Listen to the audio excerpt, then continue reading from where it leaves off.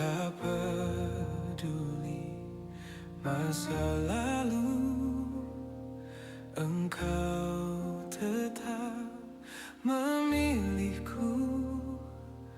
Ubahkan ku, sempurnakan, jadi karya yang indah. Shalom, selamat pagi Bapak Ibu yang dikasihi Tuhan. Puji nama Tuhan kalau setiap kita diberikan kekuatan kesehatan pagi hari ini untuk bersama-sama berkumpul di tempat ini, memuji dan memuliakan nama Tuhan. Itu semua oleh karena anugerah Tuhan dalam kehidupan kita. Amin. Mari lebih lagi kita mau datang kepada Tuhan, membawa setiap hidup kita, membawa hati kita kepada Tuhan. Kita mau datang bersyukur kepadanya.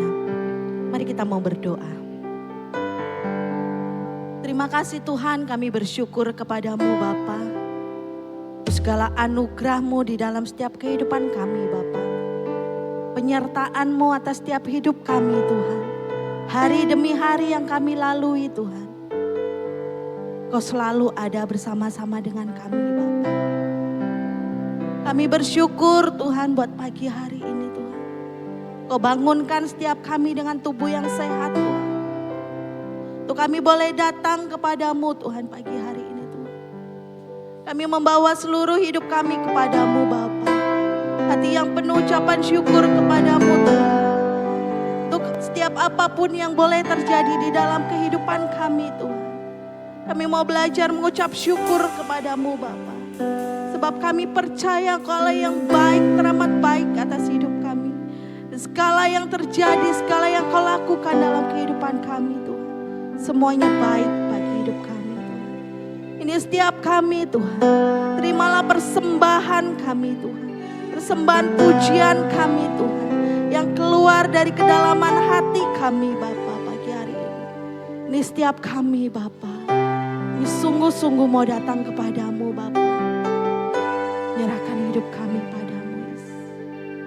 Terima kasih Tuhan, terima kasih Yesus.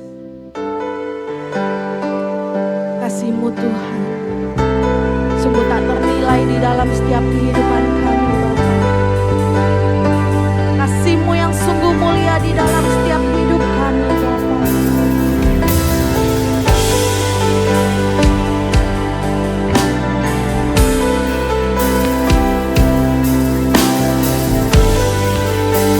Sama-sama kita menaikkan pujian. Kasih Tuhan sungguh mulia, tulus dan sempurna mengasihiku. Pengorbanan di Kalvari sungguh berharga, Kau tebus dosaku. Terpujilah Tuhan Yesus, ditinggikan di atas pujian. Dari dalam lubuk hatiku, ku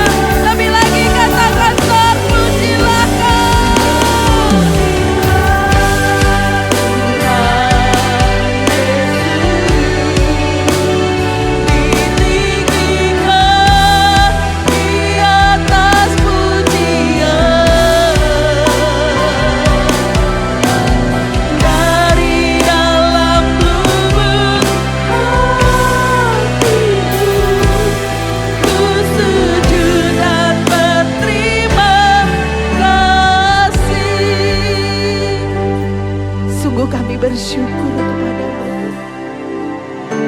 Sungguh kami berterima kasih Tuhan buat segalanya Bapa, buat kasih-Mu atas setiap hidup kami, buat pengorbanan-Mu atas setiap hidup kami. Apa jadinya hidup kami Tuhan tanpa segala pengorbanan-Mu Bapa?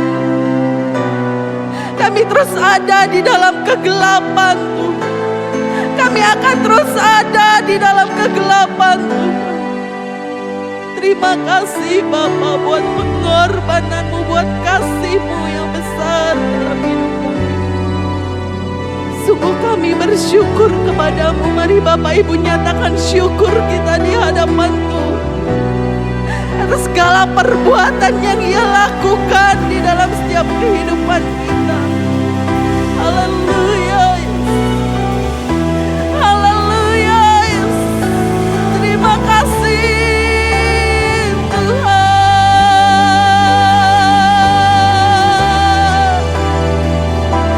Terima kasih Yesus.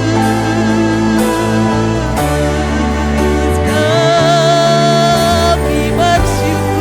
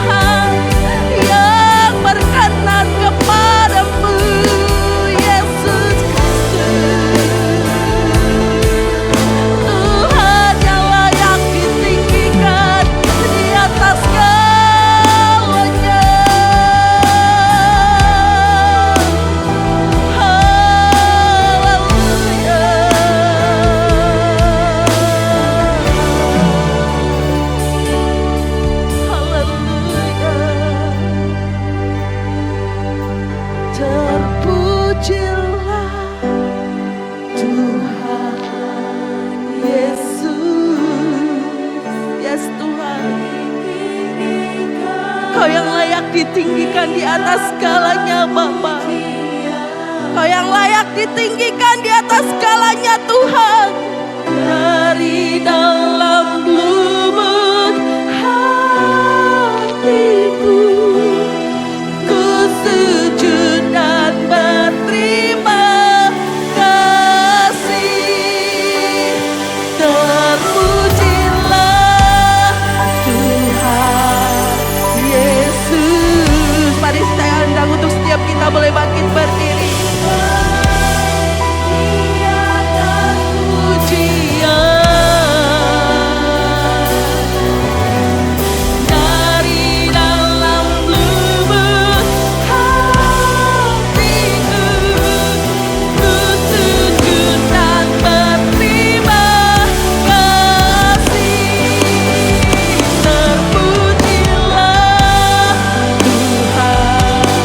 Yesus.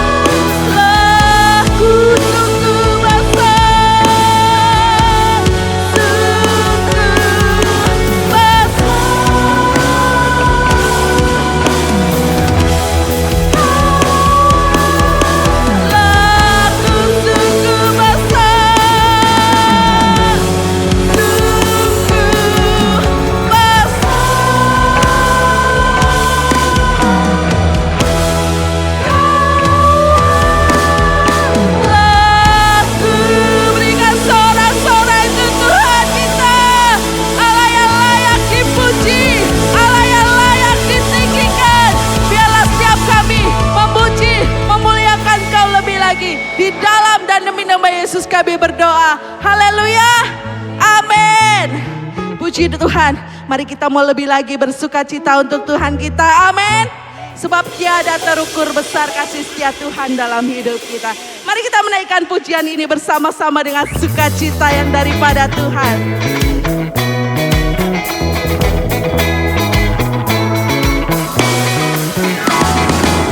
Mari lebih lagi kita bersorak-sorai untuk Tuhan kita pagi hari ini. Tiada terukur besar kasih setiamu. Panjang dan lebarnya melebihi lautan.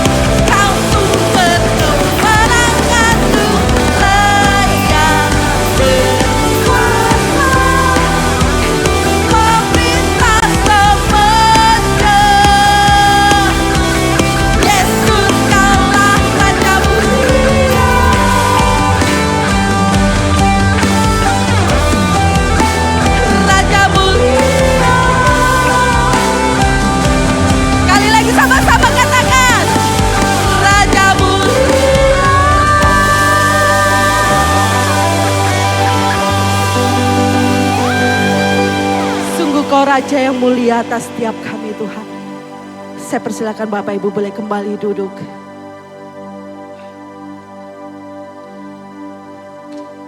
Kau Raja atas segala raja dalam hidup kami Bapa. Kau yang termulia di dalam setiap hidup kami Bapa. Terima kasih Tuhan. Ini setiap kami lebih lagi Tuhan. Kami mau meninggikan Kau Bapa. Ini adalah Raja di atas segala raja atas hidup kami Bapa. Ini setiap kami Tuhan. Ini setiap kami Bapa. Haleluya. Haleluya.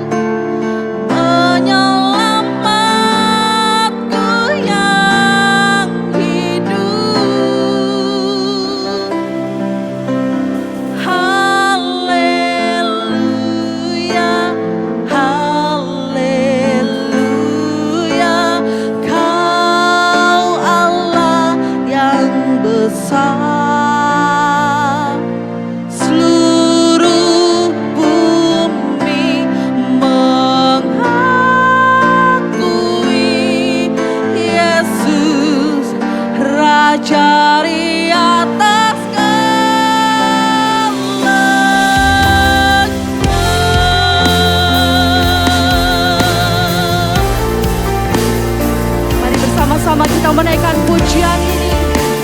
Kita datang kepada Tuhan membawa setiap syukur kita kepadanya. Ku datang padamu membawa hormat dan syukurku.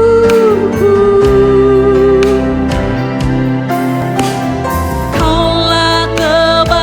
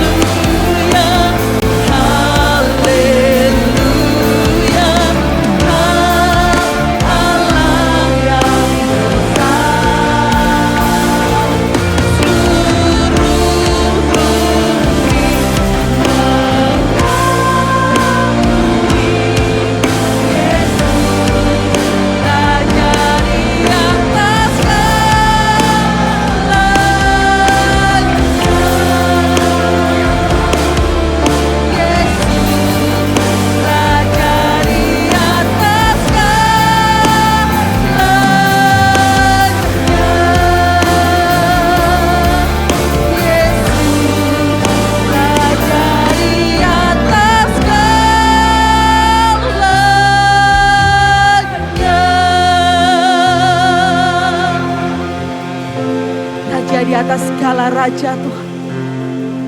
Raja di atas segala kehidupan kami. Raja di atas segala yang ada di bumi ini. Kau raja dalam hidup kami Bapa. Terima kasih Tuhan. Terima kasih Tuhan. Terima kasih Bapa. Sungguh kami bersyukur, berterima kasih padamu Tuhan. Ini setiap kami Bapa. Lebih lagi pagi hari ini Tuhan, kami mau mendengar isi hati-Mu Tuhan. Berbicaralah bagi setiap kami. Ini setiap kami umat-umat-Mu Tuhan. Membuka setiap hati kami. Menyiapkan tanah hati yang terbaik Bapa untuk ditaburi kebenaran firman-Mu pagi hari ini. Biar kebenaran firman-Mu sungguh-sungguh Tuhan hidup dalam hidup kami Bapa.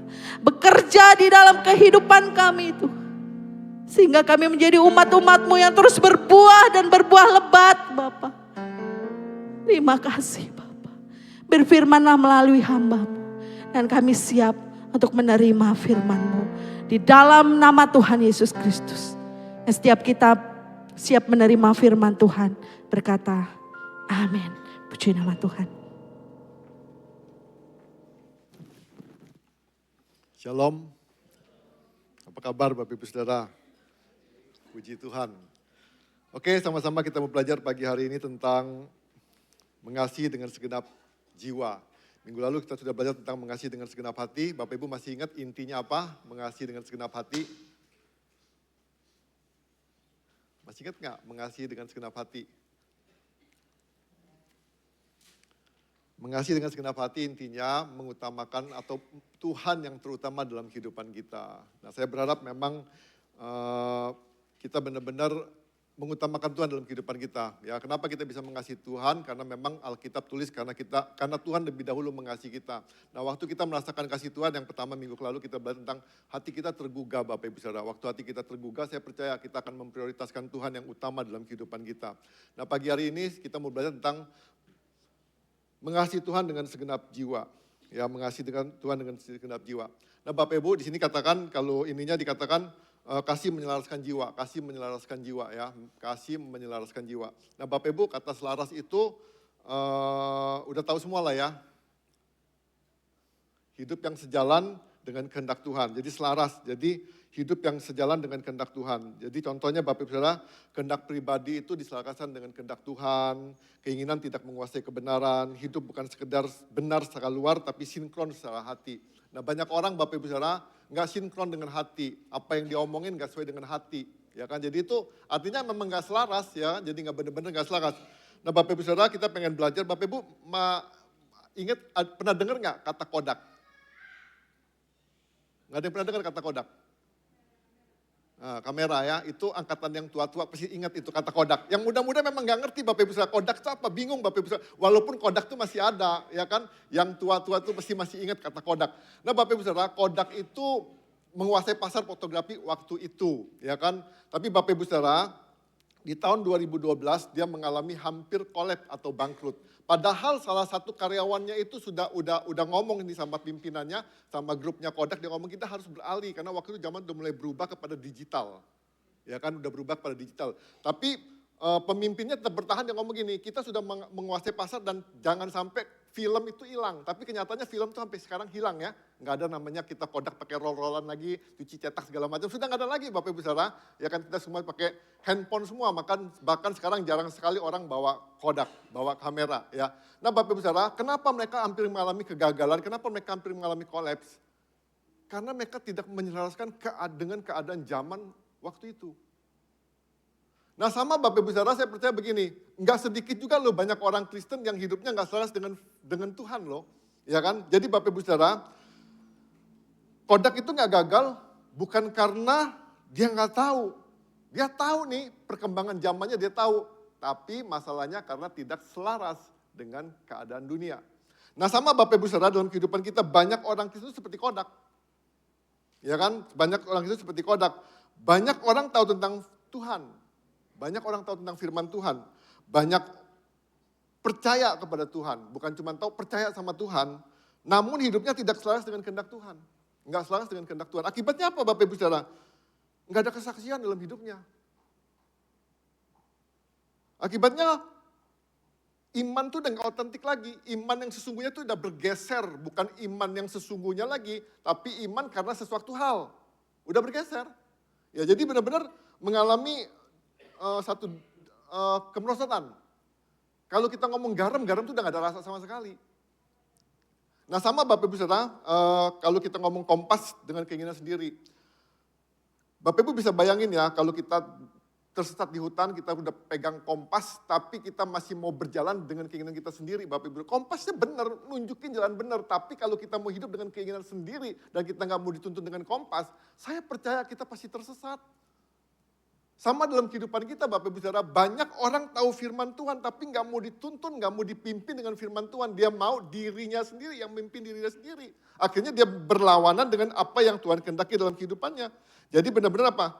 Masalahnya bukan nggak tahu, masalahnya bukan nggak ada petunjuk, masalahnya kita nggak mau ikutin arahnya. Seperti musik juga. Bapak Ibu bisa ngebayangin ya kalau ini ada 5 alat musik. Satu aja Bapak Ibu nggak selaras, nggak sinkron, bisa kacau. Ya, alat musiknya ada, semuanya main, semuanya berperan, semuanya aktif, semuanya pegang alat musik. Tapi masalahnya ketika mereka nggak selaras, kalau satu nggak selaras saja Bapak Ibu, seluruh musik itu jadi kacau. Sama dalam kehidupan kita Bapak Ibu Saudara. Kita tahu banyak firman Tuhan, kita pegang Alkitab, kita berdoa, kita nyanyi, kita nyembah, kita di gereja. Tapi kalau kita nggak selaras dengan firman Tuhan, saya percaya Bapak Ibu Saudara, sekalipun mau aktif seperti apapun kita dalam pelayanan, ketika kita nggak selaras dengan apa yang Tuhan kehendaki, hidup kita nggak pernah menghasilkan harmoni yang baik. Hidup kita nggak pernah jadi kesaksian dalam kehidupan kita. Nah kita pengen belajar Bapak Ibu Saudara, jadi banyak orang tahu tentang Tuhan, bahkan percaya kepada Tuhan, namun hidupnya tidak selaras dengan kehendak Tuhan. Dan saya berharap itu nggak terjadi di tempat ini. Ya, nah kita pengen belajar Bapak Ibu Saudara yang dari Matius 22 ayat 37 dikatakan begini, jawab Yesus kepadanya, kasihlah Tuhan Allahmu dengan segenap hatimu, dengan segenap jiwamu, dan dengan segenap akal budimu. Sekarang kita pengen belajar, kasihlah Tuhan Allahmu dengan segenap jiwamu. Apa tuh jiwa? Ya, apa tuh jiwa? Jiwa itu dalam bahasa Ibrani-nya dikatakan nepes. Ya kan? Nah Bapak Ibu Saudara di dalam Kejadian 2 ayat 7 dikatakan gini, Allah membentuk manusia dari debu tanah dan menghembuskan nafas hidup ke dalam hidungnya, demikianlah manusia itu menjadi makhluk hidup. Nah kata makhluk hidup itu sama dengan kata nepes ini yang di Matius ini. Nah artinya Bapak Ibu Saudara, jiwa itu membicarakan tentang diri kita, totali diri kita. Ya, totalitas diri kita. Jadi Bapak Ibu, jiwa itu memang ada 3 bagian daripada kata jiwa. Yang pertama itu adalah perasaan, pikiran, dan kehendak. Ya, 3. Tapi kita belajar, ini jadi bicara tentang totali kehidupan kita. Jadi katakan, demikianlah manusia itu menjadi makhluk hidup. Jadi bicara tentang diri kita, makhluk hidup kita. Ya, jiwa itu ya kita ini. Ya, kita ini jiwa. Ya, jadi benar-benar jiwa yang hidup benar-benar meliputi segala-galanya, meliputi semuanya. Jadi yang saya katakan ini jiwa itu ada keinginan, ada kehendak, ada perasaan, ada pikiran. Nah di sini dikatakan juga Bapak Ibu Saudara dalam Mazmur 42 ayat kedua dikatakan gini, demikianlah jiwaku merindukan Engkau ya Allah. Ya kan, demikianlah jiwaku merindukan Engkau ya Allah. Jiwa itu gambaran diri kita yang merindukan Tuhan. Ya gambaran diri kita yang merindukan Tuhan. Jadi benar-benar ini kita, ya diri kita, jiwa. Nah terus dikatakan dalam 1 Yohanes 4 ayat 10 dikatakan gini. Dalam Mazmur 139 ayat 14 dikatakan ini. Betapa ajaib apa yang kau buat dan jiwaku benar-benar menyadari. Ya betapa ajaib apa yang kau buat dan jiwaku benar-benar menyadari. Nah jadi artinya Bapak Ibu Saudara kita benar-benar ini gambaran tentang diri kita. Gambaran tentang kita itu jiwa. Nah kita pengen belajar Bapak Ibu Saudara mengasihi Tuhan dengan segenap jiwa. Nah hari ini kita cuma belajar yang 3 tadi, kita pengen belajar 1 poin aja. Yang tadi saya katakan jiwa itu ada keinginan, ada perasaan, ada pikiran. Yang kita pengen belajar tentang keinginan atau kehendak.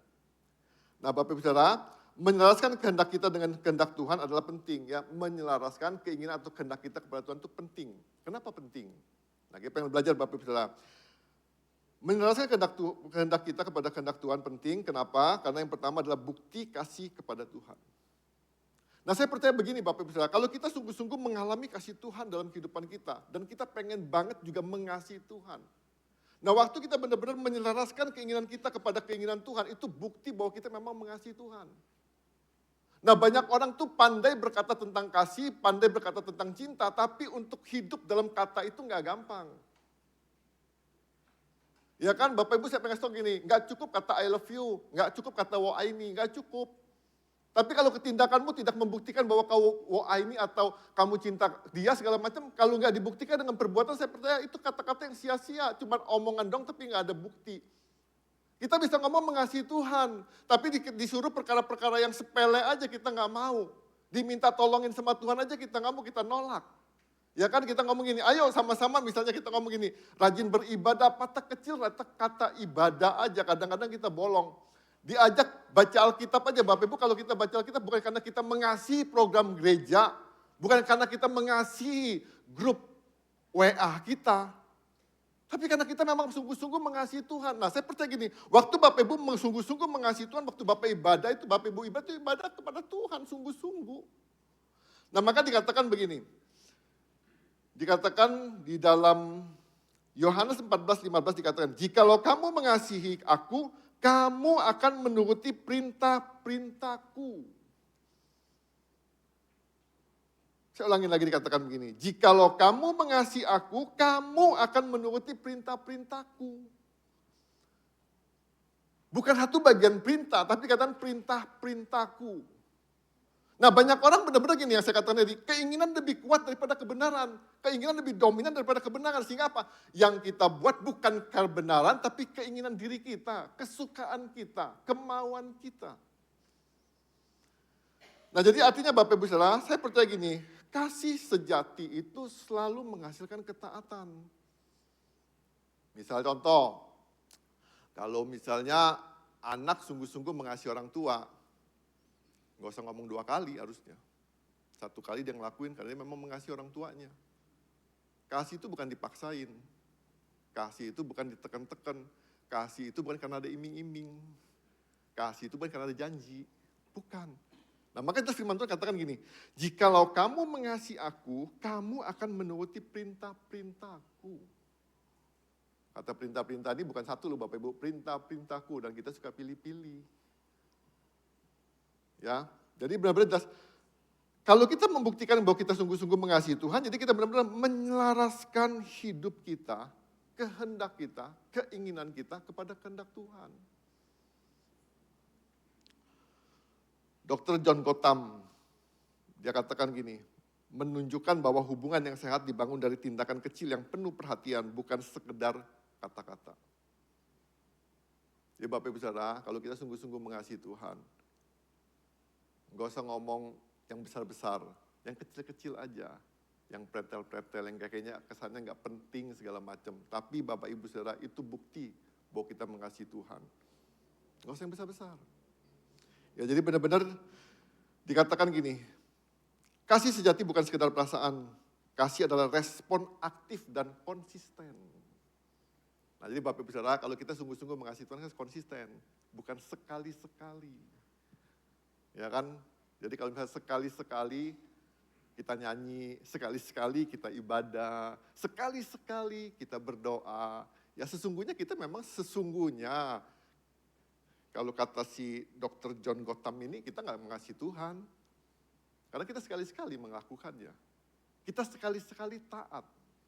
Ya, yang Tuhan benar-benar kita harus taat selama-lamanya. Kasih bukan dibuktikan saat ibadah, tetapi saat merespon suara Tuhan dalam hal kecil. Setiap ketaatan kecil adalah jawaban ya kepada Tuhan. Apa yang Tuhan suruh dalam kehidupan kita? Gak usah pusingin orang lain. Apa sih yang Tuhan mau dalam kehidupan kita? Ini kita lakuin. Maka saya ulangin lagi dikatakan gini, jikalau kamu mengasihi aku, kamu akan menuruti perintah-perintahku. Jadi benar-benar turut, menuruti apa yang Tuhan mau dalam kehidupan kita. Saya suami istri juga sama. Jadi belajar nurutin apa kata suami, mungkin apa kata istri. Jangan nurutin kehendak sendiri. Kadang-kadang kita pengen nurutin apa yang kita mau, nggak pusingin, nggak pikirin apa yang suami mau atau istri mau. Kita maksain kehendak kita, bukan kehendak suaminya. Bukan kehendak pasangannya. Bapak Ibu saya pengen tahu begini. Kalau kita bisa melakukan yang terbaik dalam kehidupan kita, tapi nggak sesuai dengan apa yang pasangan mauin, dapatkah itu dikatakan kasih? Gak usah dijawab, dijawab di kesan aja.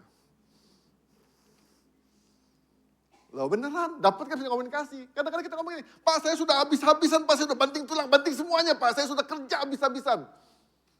Tapi masalahnya begini, bener nggak itu yang dia mau?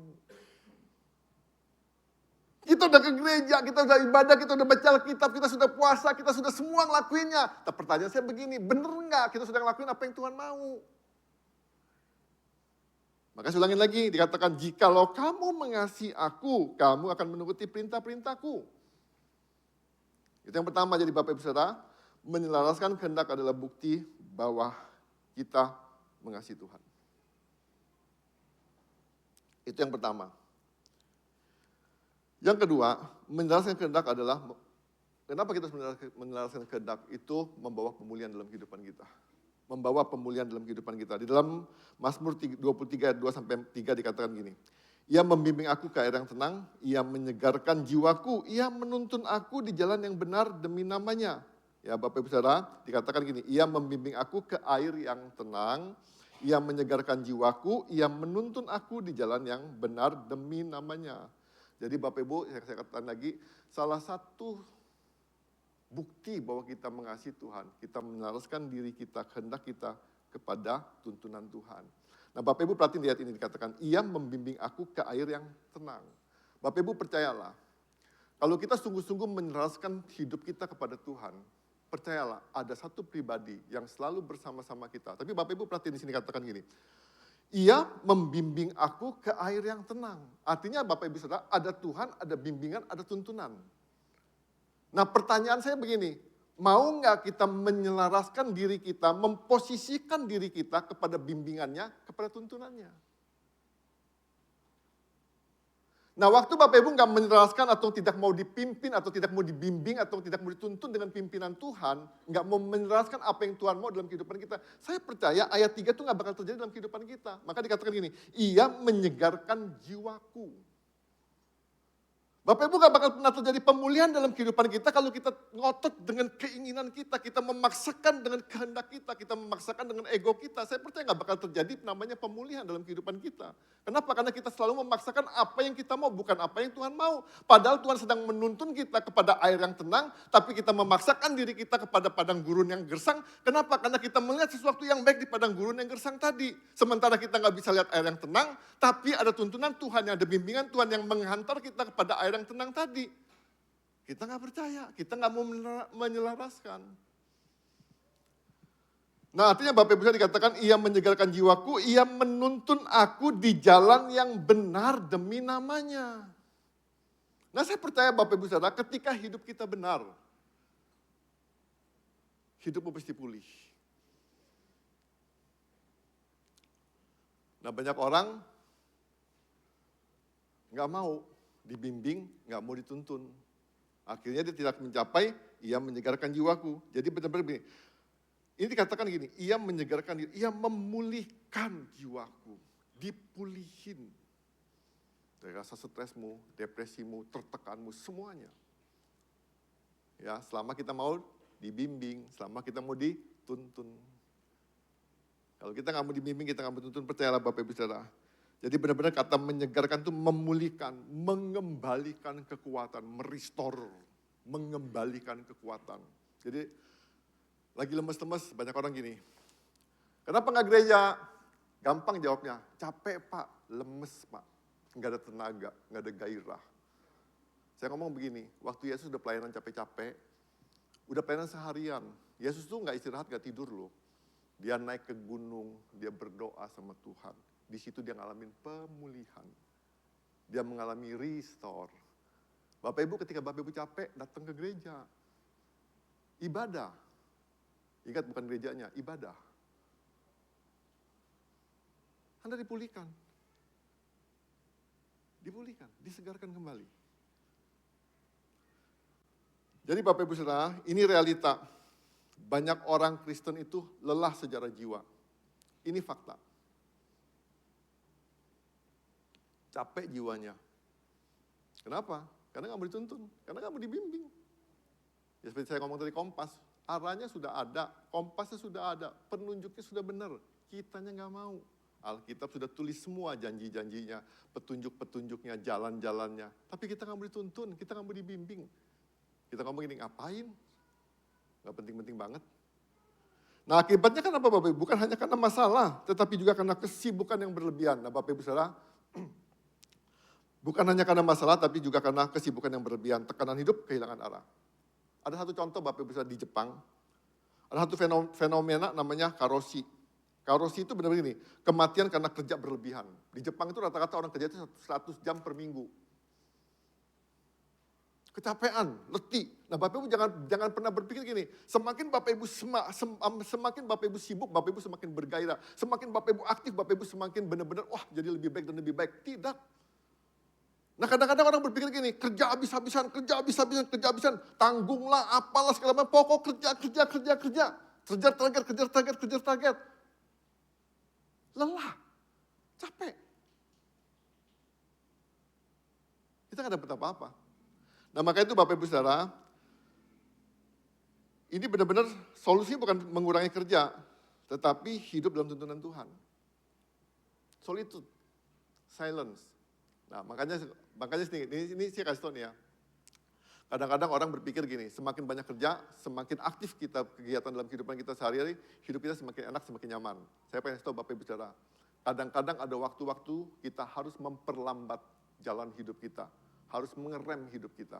Kalau Bapak Ibu jalannya gaspol terus Bapak Ibu Saudara, saya sih nggak ngomongin kecelakaan segala macam. Kalau Bapak Ibu naik motor, naik apapun, naik kendaraan apapun juga kalau gaspol terus tanpa rem, saya percaya sukses Bapak Ibu pasti kecelakaan. Sama dalam kehidupan kita, gaspol teruslah hidup kita. Kerja terus, kalau bisa 18 jam, kalau bisa 18, nggak bisa 18, 19 jam, 20 jam, tidur 4 jam aja tiap hari. Kita ngomong gini, saya masih muda Pak, masih gagah 4 jam, tidur masih oke. Saya pengen kasih tahu Bapak Ibu, sekarang oke, tapi nanti oke kah? Nah ada waktu-waktu dalam kehidupan kita, ada waktu benar-benar, kita memang harus diam. Harus diam, istirahat. Nah Bapak Ibu Saudara, jangan pernah berpikir, bekerja lebih banyak, menghasilkan lebih banyak. Belum tentu. Saya pernah contohin seorang pekerja penebang pohon. Di awal dia kerja, kapaknya tajam. Dia pukul terus pohon, banyak yang tumbang. Di titik-titik tertentu dia harus kerja keras untuk menumbangkan pohon-pohon. Tapi hasilnya tidak seperti yang di awal. Kenapa? Karena kapaknya tumpul. Dia harus rest, dia harus asah kapaknya. Dia harus istirahat, dia asah kapaknya. Supaya apa? Dia bisa bekerja lebih maksimal seperti yang di awal. Nah banyak manusia gagal, kenapa? Karena dia berpikir, apalagi yang sudah umur-umur, sorry nih yang udah umur-umur. Kita harus sadar, mungkin nafsu kita masih gede, masih status fall, 220 fall. Tapi saya pengen tahu Bapak Ibu Saudara, kadang-kadang kita nggak sadar kita cuma 60 volt. Udah nggak bisa ngidupin lampu. Nggak nyala, colok aja kalau nggak percaya. Ya kan, kita kadang-kadang punya kekuatan, kita mikir masih kuat, masih gagah. Tapi kita nggak sadar kita udah punya daya ininya turun. Tapi Bapak Ibu saya cuma ingetin, fisik boleh lemah, tenaga boleh kurang, tapi kebugaran jangan hilang. Tetap segar di masa tua. Iya dong kata firman Tuhan kan. Iyalah Bapak Ibu jangan ngomong gini, udah tua Pak. Moyung kata orang kan gitu kan. Udah, saya pengen tahu, walaupun tua nggak moyung. Beneran, masih bermanfaat, masih berguna. Ya jadi Bapak Ibu Saudara, hati-hati. Nah Bapak Ibu Saudara di Jepang tadi karoshi itu ada dua hal. Yang pertama kematian mendadak, yang kedua tuh mati bunuh diri. Kenapa? Karena tekanan, karena kecapean. Jadi kalau kematian mendadak itu gara-gara serangan jantung dan segala macam. Kalau itu bunuh diri karena tekanan kerja. Ada satu wanita nih, di sini saya temuin di gini.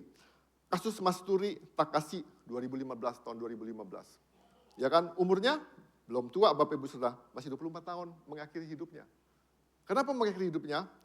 Jadi dikatakan begini, dia karyawan muda loh Bapak Ibu Saudara, di perusahaan iklan besar Dentsu.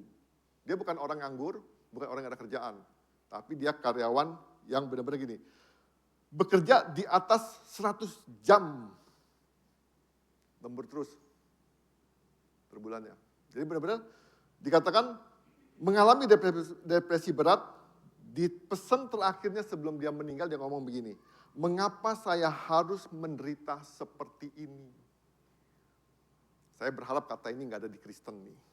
Saya berharap kata ini nggak ada di kita nih. Jangan sampai besok sebelum kita mau Abjal menjemput, kita WA teman-teman, mengapa saya harus menderita seperti ini? Telah meninggal, rip. Jangan loh Bapak Ibu Saudara. Loh, Bapak Ibu Saudara, ini gimana ya kalau kita ngomong kita punya, ini nggak punya Tuhan ya kan. Kalau kita punya Tuhan, ya harusnya nggak ngalamin seperti inilah. Ya kalau punya Tuhan harusnya nggak ngalamin seperti ini. Tapi Bapak Ibu Saudara saya mau kasih tahu, ini realita fenomena kehidupan ini bukan cuma isu di Jepang aja. Tapi saya percaya ini adalah cerminan dunia modern saat ini. Ini cerminan dunia modern saat ini. Banyak orang benar-benar sibuk tapi kosong, produktif tapi hancur hidupnya. Ini fakta. Ya, banyak orang benar-benar berhasil tapi jiwanya kehilangan. Saya berharap ayo ikutin tuntunan Tuhan. Ya, saya ulangin lagi dikatakan, Ia membimbing aku, Ia menuntun aku, ya. Dikatakan Ia membimbing aku ke air yang tenang, Ia menyegarkan jiwaku, Ia menuntun aku di jalan yang benar demi namanya. Saya percaya Bapak Ibu Saudara, nggak ada kesegaran, nggak ada pemulihan yang sejati selain daripada Tuhan. Suamimu nggak bisa pulihinmu, istrimu nggak bisa pulihinmu, gerejamu nggak bisa pulihinmu, pendetamu nggak bisa pulihinmu, yang bisa pulihinmu cuma Tuhan. Ya, jadi Bapak Ibu ayo datang sama Tuhan, rest sama Tuhan, ya perlambat langkah. Dan saya pengen tahu Bapak Ibu Saudara, Bapak Ibu boleh buktiin, katanya orang yang mulai melambatkan langkahnya, umurnya jauh lebih panjang. Bapak Ibu boleh buktiin, karena kita kan mau buktiin sama-sama buktiin dong ya. Karena kan saya belum panjang, belum tahu nih matinya kapan kan. Kalau misalnya umur saya 100, nah Bapak Ibu boleh ngomong lah udah dibuktiin gitu kan. Ini sama-sama kita buktiin. Ya, jadi yang udah umur panjang jangan, yang udah umur jangan cepet-cepet, pelanin pola kerjanya, pelanin segala-galanya. Ya, jadi bukan jadi orang lelet bukan, ya bukan lelet loh Bapak Ibu, memperlambat hidup itu beda dengan lelet. Jadi Bapak Ibu ngomong gini, itu kata Pak Wandi lelet boleh. Enggak, saya nggak ngomong lelet, saya ngomong memperlambat hidup. Jadi banyak hal-hal yang memang kita harus rest, harus istirahat. Ya seperti saya ngomong tadi, kapak tadi, ada waktu kita mengasah, ada waktu kita bekerja, ada waktu kita istirahat, ada waktu kita ngelakuin banyak hal dalam kehidupan kita. Jadi kita nggak bisa paksain hidup kita. Mesin pun harus istirahat. Ya mesin pun harus istirahat. Itu yang kedua, yang ketiga sekarang. Jadi Bapak Ibu Saudara harus kita pahamin kesegaran dalam jiwa akan kita peroleh bila kita menyadari bahwa kita tidak berjalan seorang diri. Yang saya ngomong tadi ada tuntunan Tuhan, ada pimpinan Tuhan, Tuhan selalu menyertai kita, Dia gembala yang baik, Dia gembala yang agung. Jadi saya percaya Bapak Ibu Saudara, jika dunia tanpa Tuhan saja bisa menghancurkan jiwa manusia, apalagi hidup tanpa selaras dengan kehendak Tuhan. Jadi Bapak Ibu percayalah, kalau kita nggak selaras dengan kehendak Tuhan, tanpa kita sadari, pelan-pelan kita akan bergeser dan kita akan mengalami kehancuran dalam kehidupan kita. Ya. Yang ketiga, menyelaraskan kehendak menghasilkan sukacita yang sejati. Ya, menyelaraskan kehendak menghasilkan sukacita sejati. Ada satu buku namanya Blue Zone, Bapak Ibu Saudara, Bapak Ibu mungkin boleh baca. Di situ disebutin gini, orang-orang yang bisa hidup panjang umur, 100 tahun ke atas, ya kan? Ada 5 daerah, dia survei dari 5 daerah, salah satunya Okinawa di Jepang, satunya lagi Sardinia di Italia kalau nggak salah. Itu di Sardinia tuh orang-orangnya umurnya 100 tahun ke atas. Kalau yang di Okinawa itu wanita-wanitanya umurnya panjang-panjang. Tapi Bapak Ibu Saudara ketika disurvei lebih lanjut lagi, lebih dalam lagi Bapak Ibu Saudara, enggak semua orang yang umurnya panjang penuh sukacita.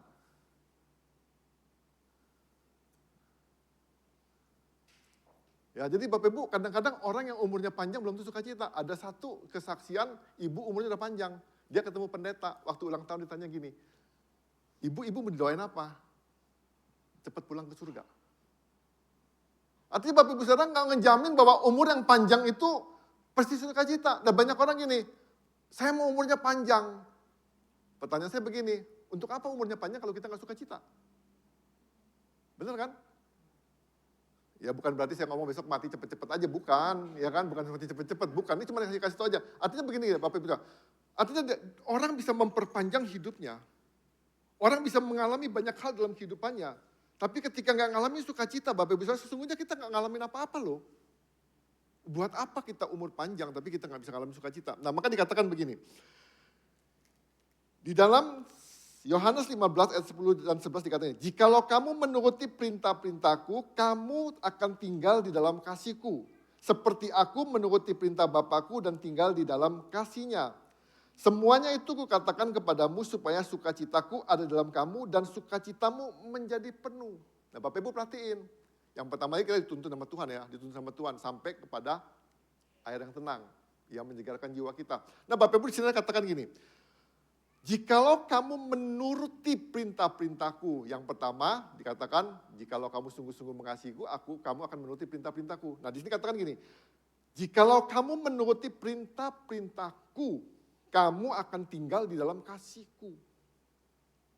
Nah artinya Bapak Ibu Saudara, kalau kita punya segala-galanya dalam kehidupan kita punya umur yang panjang, kita bisa buat apapun dalam kehidupan kita. Tapi kalau kita tidak tinggal di dalam kasih Tuhan, sesungguhnya banyak orang mengalami kegaringan dalam kehidupannya, banyak orang mengalami stres dalam kehidupannya, sekalipun dia mendapatkan apa yang dia kendakin. Tapi tidak menjamin bahwa apa yang didapatkan itu dia bisa menikmati juga. Belum tentu apa yang didapatkan juga memberi sukacita yang perlu dalam kehidupannya. Senang mungkin.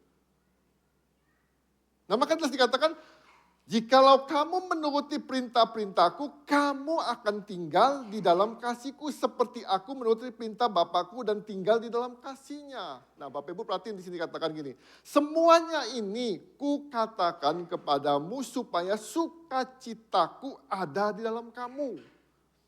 Artinya Bapak Ibu Saudara, nggak ada cara lain. Nggak ada hal-hal yang lain untuk kita mengalami sukacita yang sejati dalam kehidupan kita. Ingat, bukan umur panjang yang buat kita sukacita. Ingat, bukan apa yang kita peroleh, bukan apa yang kita punya yang membuat kita sukacita, tapi ketika kita tinggal di dalam kasih Tuhan. Nah gimana kita bisa tinggal dalam kasih Tuhan? Kita harus ikutin perintah-perintah Tuhan. Kita harus menyelaraskan hidup kita apa yang Tuhan kehendaki dalam kehidupan kita. Nah maka dikatakan, semuanya itu kukatakan kepadamu supaya sukacitaku ada di dalam kamu. Nah saya berharap Bapak Ibu Saudara benar-benar kita benar-benar mengalami sukacita yang ini nggak bisa dibeli, nggak bisa didapatin, nggak bisa diperoleh dengan cara apapun kecuali melakukan perintah-perintah Tuhan. Terus kita ngomong gini, Pak perintah Tuhan itu sulit. Sulit kalau kita cuma pikirin. Tapi ketika Bapak Ibu cuma ngelakuin, saya pikir nggak sulit. Kenapa kita sulit? Karena kita terlalu banyak berpikir. Ini kayaknya nggak bisa, ini kayaknya susah. Tapi ketika Bapak Ibu ngelakuin, bisa contoh gini, memberi. Kalau Bapak Ibu udah mulai hitung-hitungan, misalnya Tuhan suruh memberi nih, kita hitung, kayaknya kos bulan ini tinggi nih, duitnya kurang. Aduh, gimana kalau Tuhan suruh beri?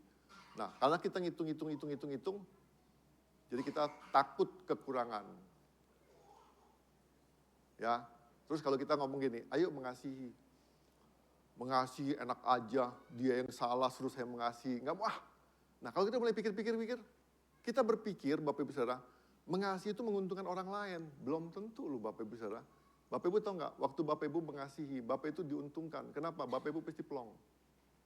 Lega. Cobalah kalau orang nggak mengasihi. Misalnya Tuhan suruh mengasihi, tapi dia nggak mau, dia pulang. Dia pasti mikir orang itu terus. Kurang ajar tuh orang. Dia mau makan masih ingat, aduh, makan tuh jadi nggak enak loh Bapak Ibu Saudara. Kenapa? Karena kita coba kalau kita ngomongin, lega, aku sudah mengampunin.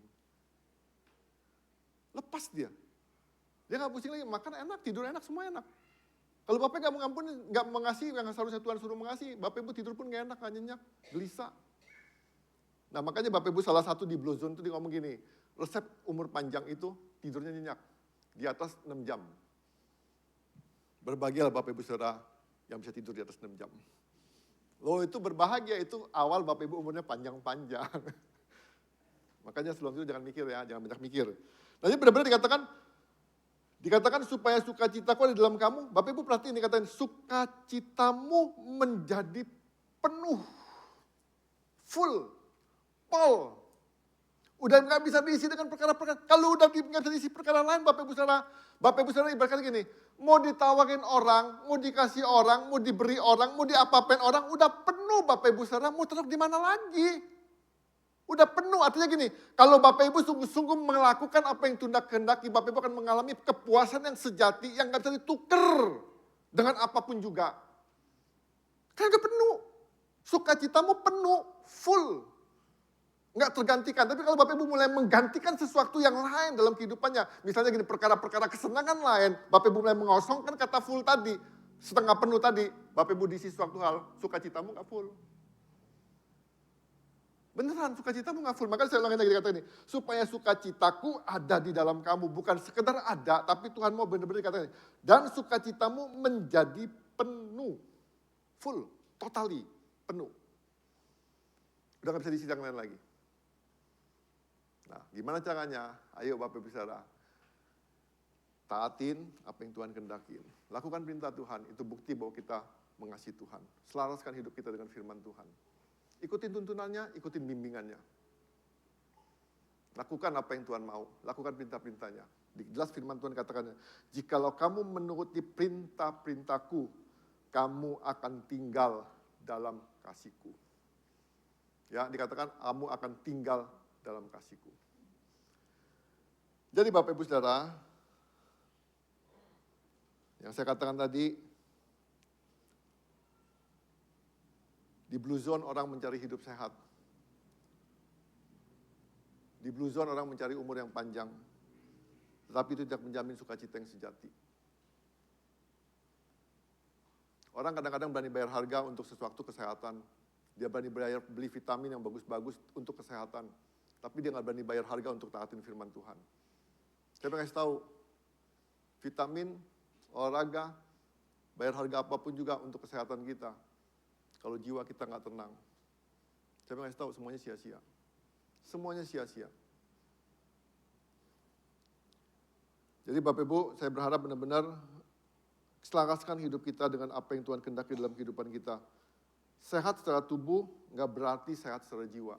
Tubuh boleh bugar, boleh sehat, tapi belum tentu jiwanya sehat. Makanya saya kata tadi, jangan sampai kita punya Tuhan, kita nggak sehat jiwa kita.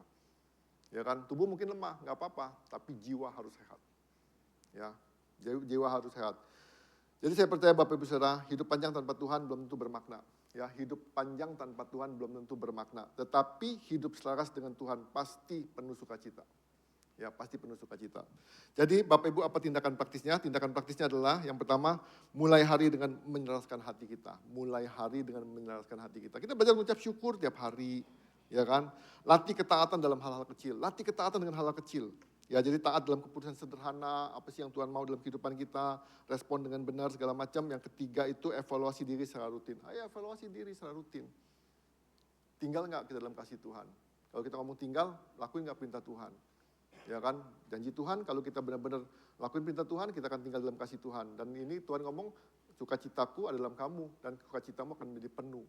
Ya, selaraskan jiwa kita kepada apa yang Tuhan kehendaki dalam kehidupan kita. Jadi kesimpulannya, mengasihi Tuhan dengan segenap jiwa berarti menyelaraskan kehendak kita dengan kehendaknya, hidup dalam ketaatan kepada firman, dan menyerahkan diri dalam tuntunannya. Kasih kepada Tuhan bukan diukur dari apa yang dikatakan, tetapi dari keselarasan hidup dengan kehendaknya. Mari kita berdoa.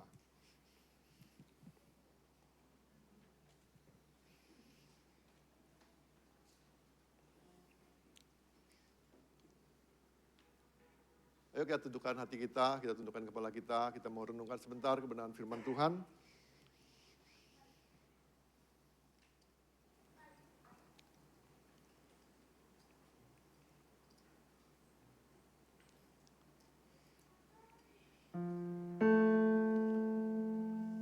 Apakah Bapak Ibu Saudara sungguh mengasihi Tuhan? Kalau kita sungguh-sungguh mengasihi Tuhan, kita akan menuruti perintah-perintahnya. Waktu kita menuruti perintah-perintahnya, kita mau menyadari diri kita bahwa ada tuntunan Tuhan dan bimbingan Tuhan. Tuhan akan membimbing kita ke air yang tenang. Tuhan akan menyegarkan jiwa kita. Tuhan akan menuntun kita di jalan yang benar demi namanya. Ketika kita benar-benar taat kepada perintah-perintahnya, kita akan tinggal dalam kasih-Nya. Waktu kita tinggal dalam kasih-Nya, kita akan mengalami sukacita. Bukan sekedar mengalami sukacita, tapi sukacita akan penuh. Ketika Bapak Ibu mengalami sukacita yang penuh, ketika Bapak Ibu jiwa Bapak Ibu dipuaskan, ketika jiwa-jiwa kita dipuaskan, saya percaya Bapak Ibu Saudara, nggak ada hal-hal lain yang buat kita tertarik selain daripada Tuhan.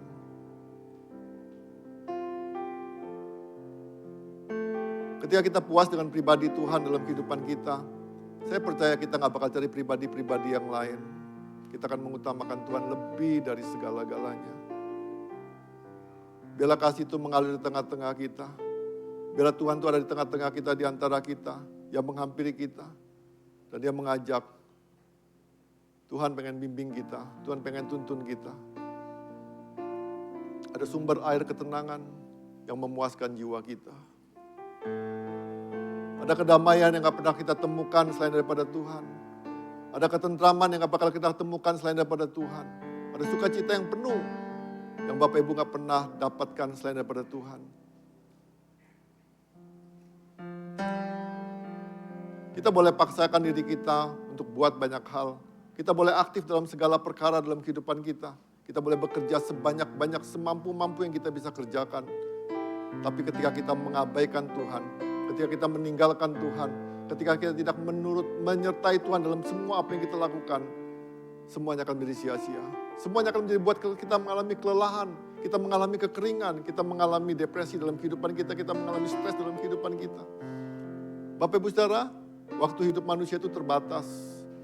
Ada waktu-waktu yang Tuhan ciptakan memang untuk istirahat. Pakailah waktu itu untuk istirahat dengan baik. Ada waktu-waktu yang Tuhan izinkan juga untuk memuji, menyembah Tuhan. Pakailah waktu itu dengan sebaik-baiknya supaya kita boleh mengalami kepuasan, kita boleh menjelaskan hidup kita dengan apa yang Tuhan kehendaki dalam kehidupan kita. Ketika kita mulai menjauh daripada apa yang Tuhan kehendaki dalam kehidupan kita akan mengalami banyak hal-hal yang membuat kita mengalami mungkin kecewa, mungkin putus asa, mungkin kepahitan, mungkin sakit hati dan sebagainya. Bapak Ibu Saudara, jangan simpan itu semua. Tapi kita mulai melakukan apa yang Tuhan kehendaki. Biarlah kedamaian, sukacita itu mengalir dalam kehidupan kita. Terima kasih Tuhan. Bapak kami berdoa Tuhan. Kami gak tahu keadaan hati kami masing-masing, tapi Engkau tahu Tuhan Yesus. Biarlah pagi hari ini Tuhan, kami berdoa Tuhan. Ada pemulihan dalam jiwa kami Tuhan Yesus. Ada pemulihan dalam jiwa kami Tuhan Yesus. Ada pemulihan dalam jiwa kami Tuhan Yesus. Ada pemulihan dalam jiwa kami. Kau jamah Tuhan hati yang lelah. Kau jamah Tuhan jiwa yang kering Tuhan Yesus. Jamah Tuhan. Pulihkan Tuhan dalam nama Yesus. Terima kasih Bapa. Kami berdoa Tuhan. Serahkan semua perkara dalam kehidupan kami dalam tangan-Mu Tuhan Yesus. Biarlah Tuhan kami mau tinggal dalam kasih-Mu. Karena kami percaya hanya tinggal dalam kasih-Mu kami boleh mengalami sukacita. Bahkan sukacita yang penuh Tuhan Yesus. Terima kasih Bapa. Terima kasih Tuhan berbicara bagi setiap kami. Biarlah firman yang hidup itu terus bertumbuh dalam kehidupan kami, menghasilkan buah dalam kehidupan kami, merubah, membentuk, mengajar, mendidik, dan menjadikan kami pribadi yang semakin hari semakin serupa dengan Kristus. Terima kasih Bapa, terima kasih Tuhan. Demi nama Yesus Tuhan kami berdoa, kami mengucap syukur. Setiap kita yang mau selaraskan hidup kita kepada kehendak Tuhan berkata, amin. Tuhan berkati. Amin, puji nama Tuhan, diberkati firman Tuhan pagi hari ini, amin. Baik Bapak Ibu, sebentar kita akan melihat beberapa pengumuman sepanjang minggu ini. Pengumuman di minggu ketiga di bulan April. Persembahan persepuluhan dan ucapan syukur dapat ditransfer ke rekening GKP BMDC Metro di rekening BCA. Laporan keuangan dari tanggal 12 sampai 18 April 2026, laporan persembahan.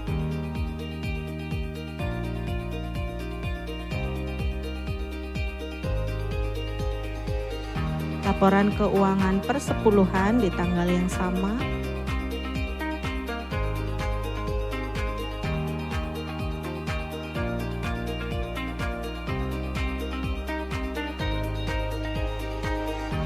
Selamat ulang tahun untuk Bapak Haryanto, Ibu Yunike Vivilia, Saudari Jennifer, dan Bapak Johannes Pang.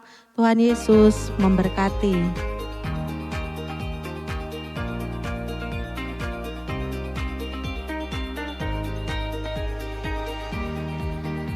Selamat datang di GKP BMDC Metro buat Bapak Titis Baskoro dan Ibu Yulia, silakan bangkit berdiri.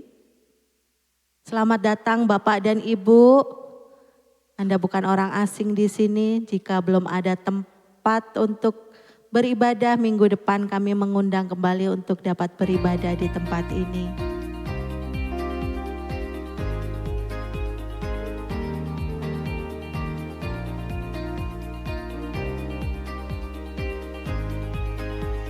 Amanat Agung untuk seluruh jemaat Kamis 16 April pukul 18 di MDC Metro.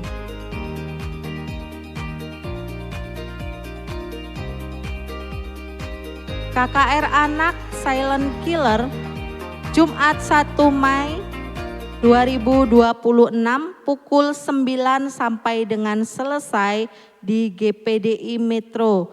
Pembicara Kak Hans. Jadi Bapak Ibu yang punya anak-anak sekolah minggu dapat diajak untuk mengikuti KKR Anak.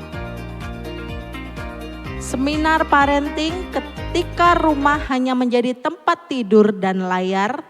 Jumat 1 Mei pukul 17 sampai dengan selesai di GKI Metro. Pembicara Kak Hermanto. Dan biaya pendaftaran 25.000 ini untuk konsumsi ya Bapak Ibu.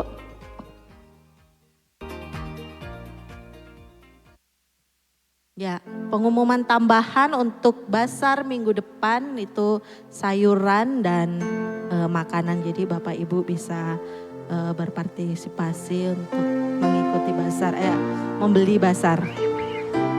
Baik, sebentar kita akan akhiri ibadah kita pagi hari ini. Saya undang untuk setiap kita boleh bangkit berdiri.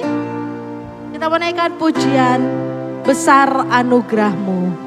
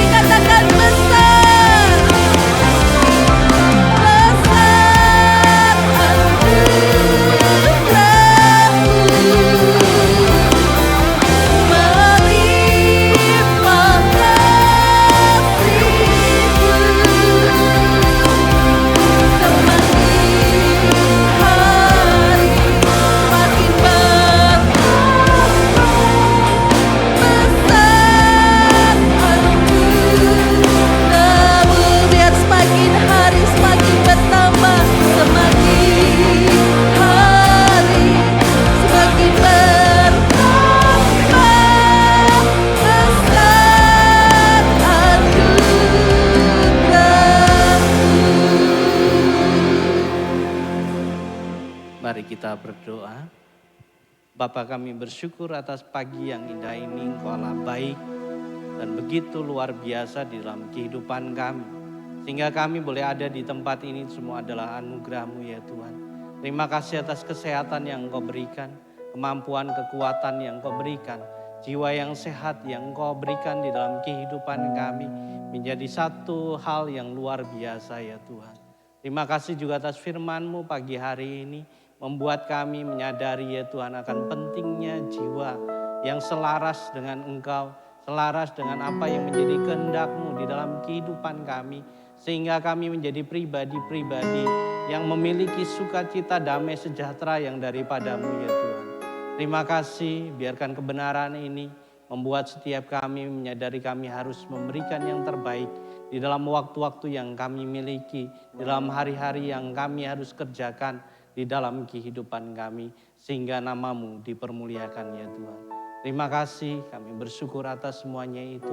Kami juga berdoa ya Tuhan, kasih-Mu terus melingkupi setiap jemaat-Mu Tuhan, di tengah segala tantangan dan pergumulan yang ada di dalam kehidupan mereka. Engkau Allah yang campur tangan di dalam setiap mereka.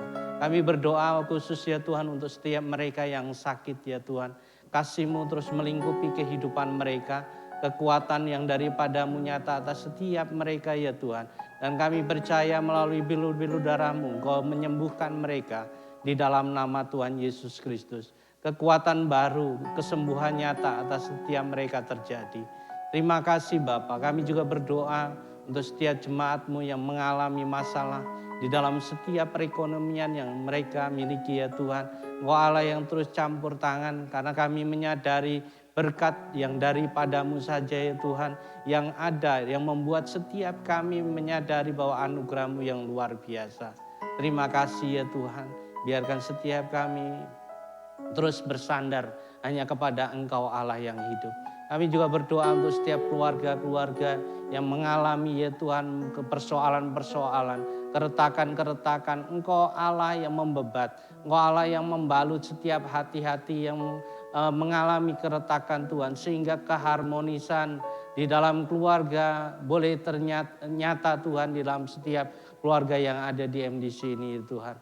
Kasih-Mu terus melingkupi ya Tuhan, damai-Mu melingkupi ya Tuhan, sehingga keluarga boleh menjadi contoh teladan buat setiap orang-orang yang ada di sekitarnya. Nama-Mu dipermuliakan.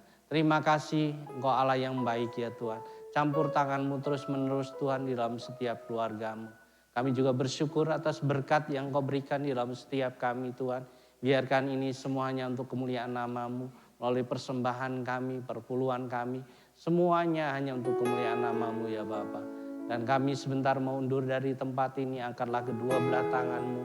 Terimalah berkat dari Allah, Bapa, Putra, dan Roh Kudus. Bila kasih sukacita damai sejahtera adalah di dalam setiap hidup-Mu. Diberkatilah Engkau dan Engkau boleh menjadi berkat atas orang-orang yang ada di sekitar-Mu. Nama Tuhan dipermuliakan atas hidup-Mu dari saat ini sampai Maranatha. Yang percaya katakan,